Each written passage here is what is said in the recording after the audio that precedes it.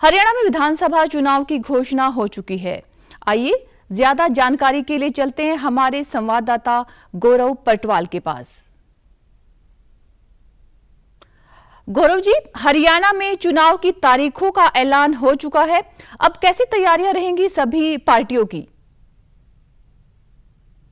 जी, आज चुनाव आयोग ने दोपहर बाद प्रेस वार्ता कर चुनावों की घोषणा की और इसके साथ ही 15वीं विधानसभा के लिए जो चुनाव होने हैं उसकी प्रक्रिया शुरू हो गई है। 5 सितंबर को यहाँ पे आधिकारिक अधिसूचना चुनावों की जारी होगी और उसके बाद नामांकन प्रक्रिया आरंभ होगी। लेकिन इससे पहले ही प्रदेश में जो भी राजनीतिक दल हैं उन्होंने जनता के साथ अपना जनसंपर्क बढ़ाना शुरू कर दिया है। जो मुख्य राजनीतिक दल हैं वे कांग्रेस और बीजेपी माने जा रहे हैं, लेकिन इसी बीच आम आदमी पार्टी ने भी अलग से सभी 90 सीटों पर चुनाव लड़ने का ऐलान किया है और वे भी अलग अलग जगह जाकर अपनी रैलियों को, जनसभाओं को संबोधित कर रहे हैं और उनका नारा है कि बदलेंगे हरियाणा का हाल, अब की बार लाएंगे केजरीवाल। इसी प्रकार भाजपा भी जो है वो जो भी उसने विकास कार्य किए हैं अपने विकास के दम पर पिछले 10 वर्षों के दौरान, तो उसको लेकर जनता से आशीर्वाद मांगने के लिए जन आशीर्वाद रैली कर रही है। मुख्यमंत्री नायब सिंह सैनी ने भी हाल ही में ऐसी कुछ रैलियों को संबोधित किया और उन्होंने कहा कि हमने पिछले 10 साल के दौरान प्रदेश की सूरत बदली है। जो पूर्व की सरकारें थी उनसे उलट अब की बार बिना खर्ची और बिना पर्ची के युवाओं को रोजगार दिया गया है और किसानों को भी उनकी फसलों का सही दाम दिया गया।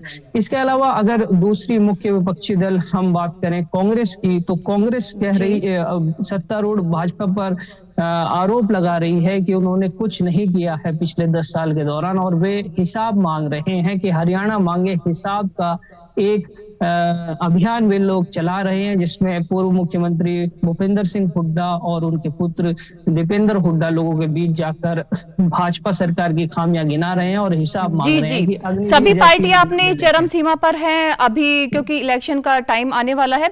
तो आपको क्या लगता है कि बीजेपी, कांग्रेस व अन्य दलों का प्रदेश की जनता के साथ क्या समन्वय रह रहा है अभी? देखिए, सभी राजनीतिक दल पहले से ही, जैसे मैंने कहा, जनसंपर्क अभियान में जुटे हुए हैं, लेकिन आज चुनावों की घोषणा के बाद अब ये जो राजनीतिक रणनीतियां बननी है कि किस प्रकार से चुनाव लड़ा जाएगा, कैसे जनता के बीच किस मुद्दों को लेकर जाएगा, वो कहीं ना कहीं मोटा मोटा बिल्कुल स्पष्ट है।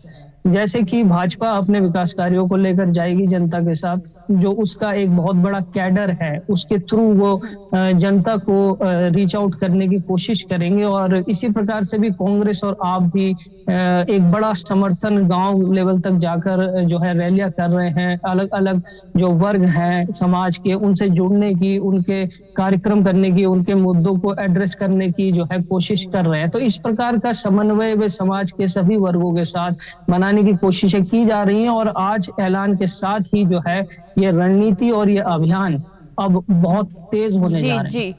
तो गौरव जी, कांग्रेस पार्टी में जो गुटबाजी की खबरें आ रही हैं उससे पार्टी कैसे पार पाएगी, क्योंकि ये गुटबाजी लोकसभा चुनाव में खुलकर सामने आई थी?